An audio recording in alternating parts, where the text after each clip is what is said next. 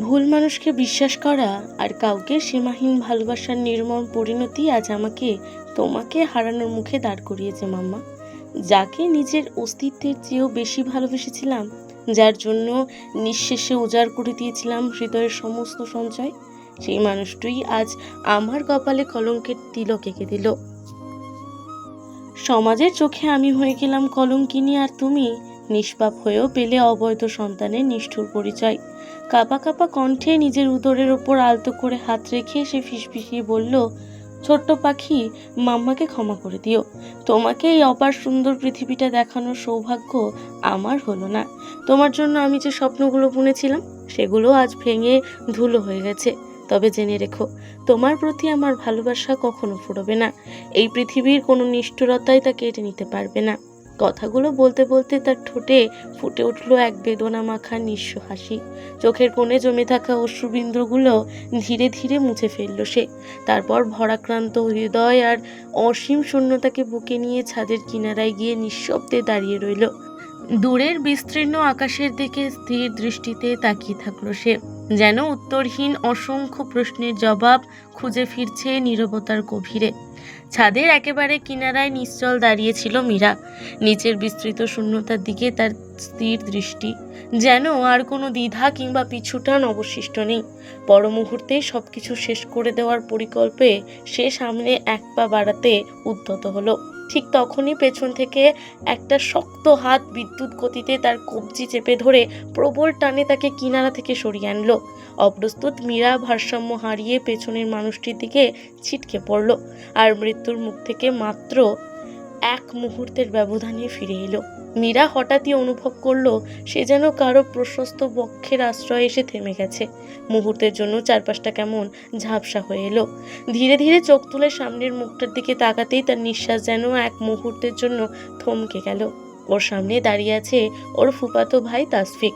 তাসফিকের চোখে মুখে তখন স্পষ্ট বিস্ময়ের ছাপ, যেন এমন অপ্রত্যাশিত পরিস্থিতির জন্য সে একেবারেই প্রস্তুত ছিল না।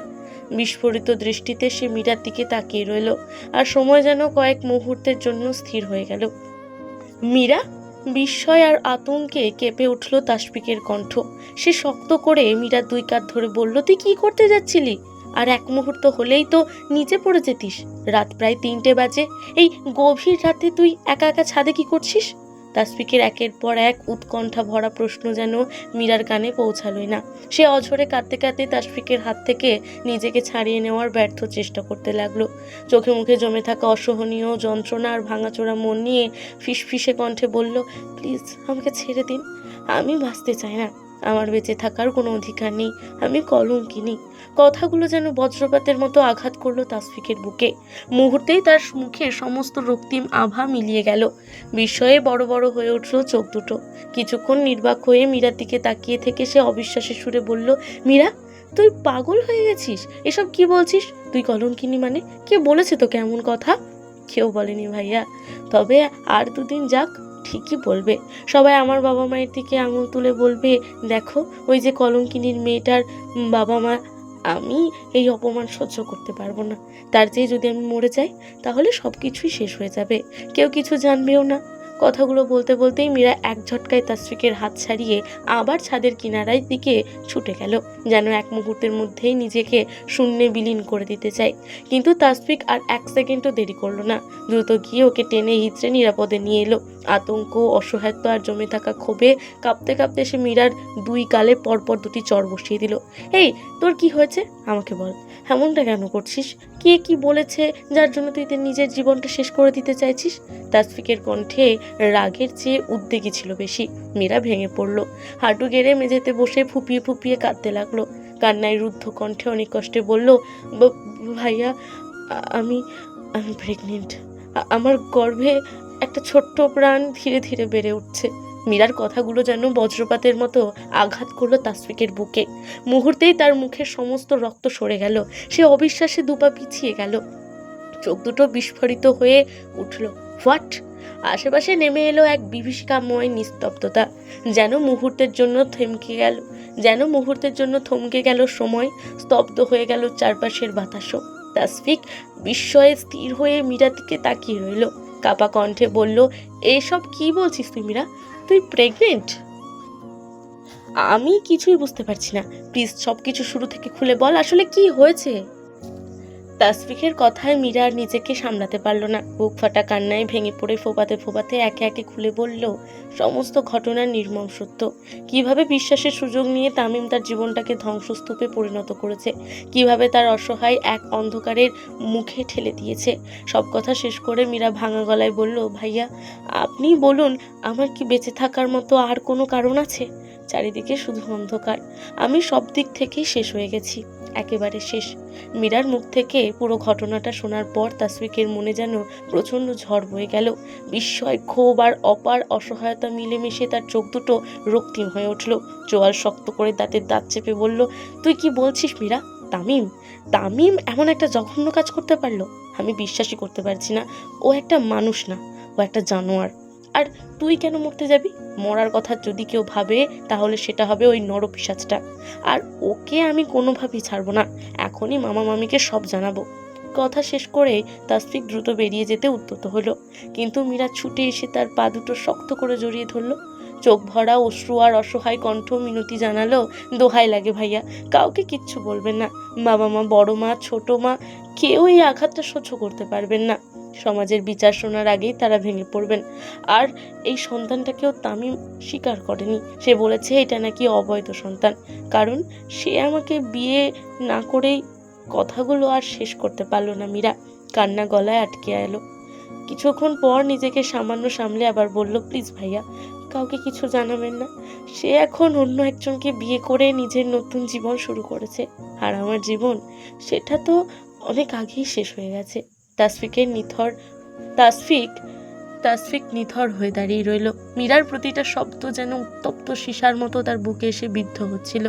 এতক্ষণ ধরে যে ক্রোধ তাকে গ্রাস করছিল, তার সঙ্গে এবার যোগ হলো গভীর অসহায়তা। একদিকে নিজের ছোট বোনের মতো মানুষটির অসহনীয় যন্ত্রণা, আর অন্যদিকে অপরাধীর নির্বিকারভাবে নতুন জীবন শুরু করার নির্মম বাস্তবতা। সব মিলিয়ে তার ভেতরটা তছনছ হয়ে গেল। সে ধীরে ধীরে নিচু হয়ে মীরাকে দুই কাঁধ ধরিয়ে উঠিয়ে দাঁড় করালো। ও সুষিক্ত মুখটার দিকে তাকিয়ে মুহূর্তে নির্বাক দৃষ্টিতে তাকিয়ে রইল। সেই মুখে ছিল না কোনো অভিযোগ, ছিল শুধু ভেঙে পড়া আর এক জীবনের অসীম ক্লান্তি। গভীর সংযত কণ্ঠে তাসফিক বলল, শোন মীরা, তুই এখন কোনো সিদ্ধান্ত নিবি না। তুই একানোস, তোর সঙ্গে যা হয়েছে সেটা তোর কোনো অপরাধ নয়। অপরাধ করেছে যে মানুষটা তোর বিশ্বাস ভেঙেছে। কিন্তু এই মুহূর্তে সবচেয়ে জরুরি হলো তোর নিরাপত্তা আর তোর সুস্থতা। আমি আছি, শেষ পর্যন্ত তোর পাশেই থাকবো। কথাগুলো শুনে মীরা আবার অঝরে কেঁদে উঠল। এতদিন বুকের ভেতর জমে থাকা ভয়, অপমান আর অসহায়তা যেন অশ্রুস্রোতে বেরিয়ে আসতে লাগলো। সে ফিসফিস করে বলল, কিন্তু ভাইয়া, সমাজ কি আমাকে বাঁচতে দেবে? সবাই তো আমাকেই দোষ দেবে, কেউ আমার কথাটা বিশ্বাস করবে না।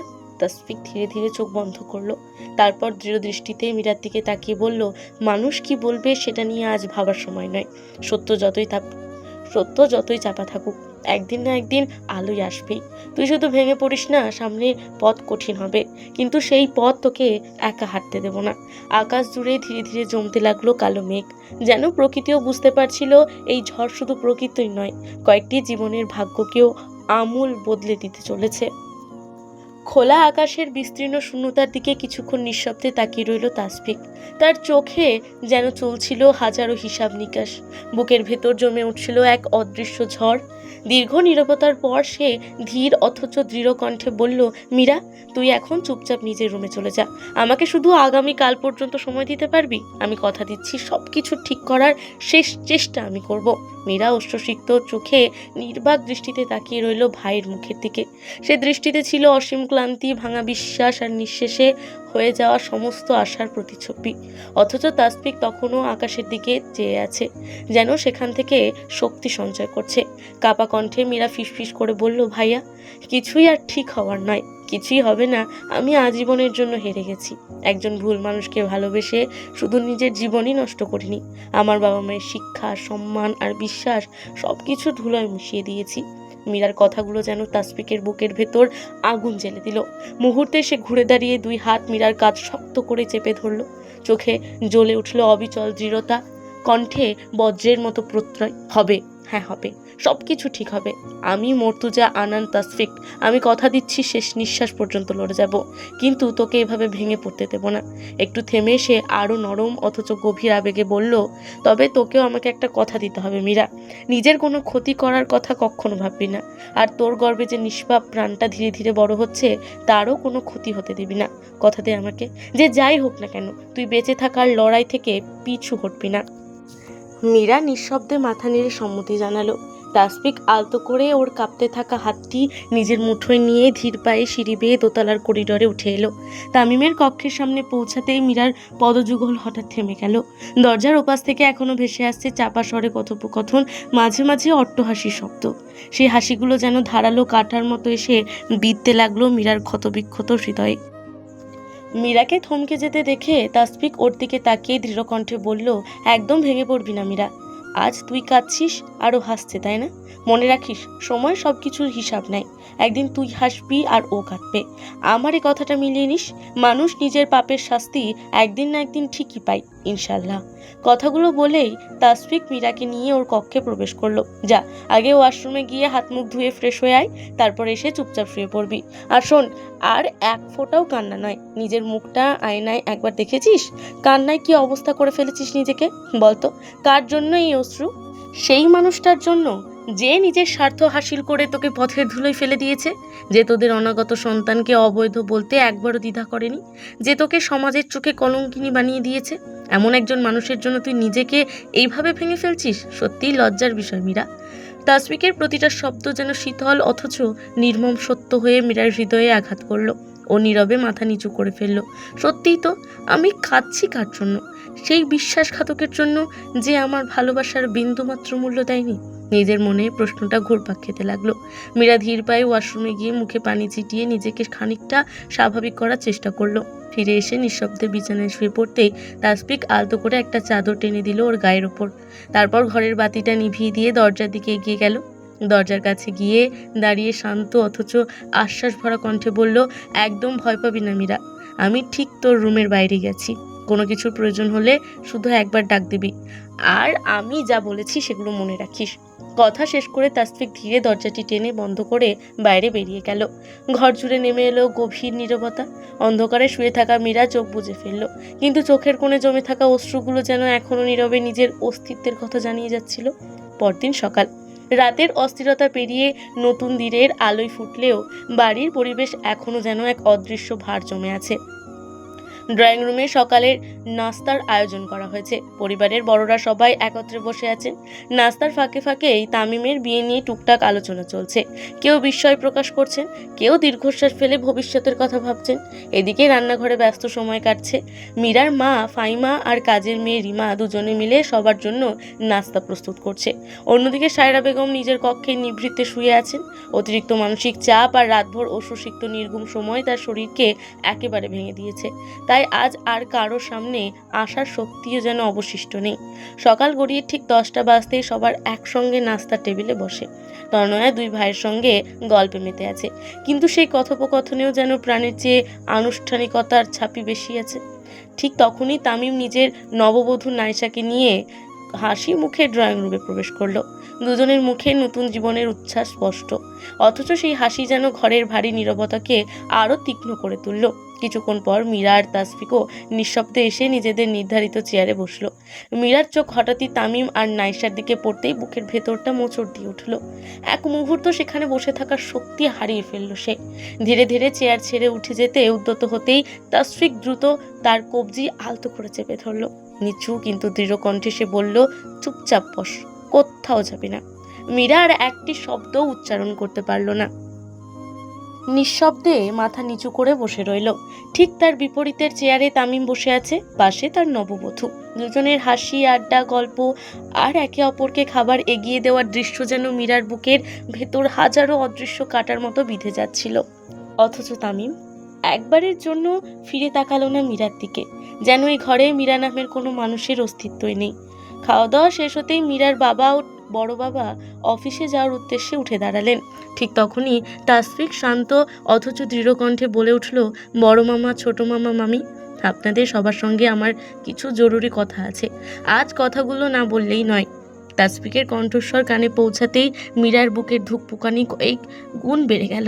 ভয়ে ঠান্ডা স্রোত বয়ে গেল সারা শরীরে। উনি কি তবে সব বলে দেবেন? আমার গর্ভের সন্তানের কথা যদি সবাই জেনে যায় তখন কি হবে? এই একটি মাত্র প্রশ্নই তার মস্তিষ্কে ঘুরপাক খেতে লাগলো। মীরার বাবা স্নেহমাখা কণ্ঠে বললেন, হ্যাঁ বাবা বল, তবে একটু তাড়াতাড়ি বলিস, আমাদের অফিসে বেরোতে হবে। তাসফিক সবার দিকে একবার করে তাকালো। মুখে স্পষ্ট দ্বিধা থাকলেও চোখে ছিল অটল দৃঢ়তা। আপনারা সবাই যখন এখানে উপস্থিত আছেন তখন একটা কথা বলতে চাই, যদি আপনারা আমাকে অনুমতি দেন। তাসফিকের প্রতিটা শব্দ যেন মীরার বুকের ভেতর বজ্রপাতের মতো আঘাত করছিল। হাত পা ঠান্ডা হয়ে আসছে, নিঃশ্বাস ভারী হয়ে উঠছে। মনে হচ্ছে এই বুঝি জীবনের সবচেয়ে ভয়ঙ্কর সত্যটা সবার সামনে উন্মোচিত হতে চলেছে। তাসফিকের মা তনয়া মৃদু হেসে বললেন, আরে তাসফিক, এত সংকোচ করছিস কেন? যা বলার নির্দ্বিধায় বল। ঘরের চারপাশে মুহূর্তে নেমে এলো অদ্ভুত এক নীরবতা। সবাই কৌতূহলী দৃষ্টিতে তাকিয়ে রইল তাসফিকের দিকে। তাসফিক গভীর একটা শ্বাস নিয়ে ধীর কণ্ঠে বলল, মা, বড় মামা, ছোট মামা, মামি, আমি একটা সিদ্ধান্ত নিয়েছি। বরং বলা ভালো, আপনাদের কাছে একটা প্রস্তাব রাখতে চাই। সে এক মুহূর্ত থেমে মীরার দিকে তাকালো, তারপর দৃঢ়, স্পষ্ট এবং আত্মবিশ্বাসী কণ্ঠে উচ্চারণ করলো, আমি মীরাকে বিয়ে করতে চাই। কথাটি উচ্চারিত হতেই যেন পুরো ড্রয়িং রুম স্তব্ধ হয়ে গেল। সময় যেন এক মুহূর্তের জন্য থমকে দাঁড়ালো। কারো মুখে কোনো শব্দ নেই, শুধু বিস্ময়ে বড় হয়ে আসা কয়েক জোড়া চোখ তাসফিকের দিকে স্থির হয়ে রইল। তাসফিকের মুখে কথাগুলো উচ্চারিত হতে ঘর জুড়ে যেন এক অদৃশ্য নিস্তব্ধতা নেমে এলো। উপস্থিত সবার বিস্ময়কে ছাপিয়ে সবচেয়ে বেশি হতবাক হয়ে রইল মীরা। বিস্ফোরিত চোখে সে অপলক দৃষ্টিতে তাকিয়ে রইল তাসফিকের দিকে, যেন বিশ্বাসই করতে পারছে না এই কথাগুলো সত্যিই সে শুনছে। তাসফিকের মা তনয়া, মীরার বাবা মা, বড় বাবা, তামিম, নাইশা, সবার মুখেই বিস্ময়ের ছাপ স্পষ্ট। মুহূর্তের জন্য যেন কারো মুখে কোনো ভাষা রইল না। কিছুক্ষণ নীরব থাকার পর মিজানুর হায়দার গলা খাকারি দিয়ে ধীর স্বরে বললেন, তাসফিক বাবা, তুই কি বলছিস এসব? মীরাকে বিয়ে করতে চাস মানে? তাসফিক দৃঢ় দৃষ্টিতে সবার দিকে তাকিয়ে শান্ত অথচ আত্মবিশ্বাসী কণ্ঠে উত্তর দিল, জি বড় মামা, আমি সম্পূর্ণ ভেবেচিন্তেই বলছি। আমি মীরাকে বিয়ে করতে চাই, কারণ আমি মীরাকে ভালোবাসি।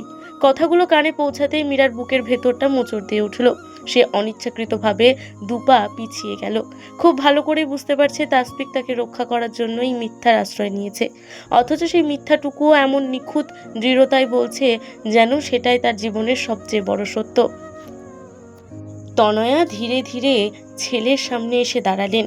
বিস্ময় আর সংশয়ে ভরা চোখে তাকিয়ে প্রশ্ন করলেন, তাসফিক, তুই কি সত্যিই মীরাকে ভালোবাসিস? সত্যি ওকে বিয়ে করতে চাস? মায়ের প্রশ্নে এক মুহূর্ত দ্বিধা করল না তাসফিক, বরং আরো দৃঢ় কণ্ঠে দাঁড়িয়ে চারপাশ একবার তাকিয়ে স্পষ্ট কণ্ঠে বলল, হ্যাঁ মা, আমি সত্যিই মীরাকে ভালোবাসি। তাই বড় মামা আর ছোট মামা, আপনাদের দুজনের কাছে আমি মীরাকে আমার জীবন সঙ্গিনী করার প্রস্তাব রাখছি। তাসফিকের শেষ কথাগুলো যেন বজ্রপাতের মতো আঘাত আনলো উপস্থিত সবার হৃদয়ে। মুহূর্তেই চারপাশের বাতাস আরো ভারী হয়ে উঠল। কেউ কথা বলার ভাষা খুঁজে পেল না, শুধু বিস্ময়ে একে অপরের মুখের দিকে তাকিয়ে রইল। সবাই রেসপন্স করবেন প্লিজ, সামনে নতুন চমক আসতে চলেছে। এই পর্বে 650+ রিয়েক্ট আসলে নেক্সট পর্ব তাড়াতাড়ি পাবেন ইনশাল্লাহ।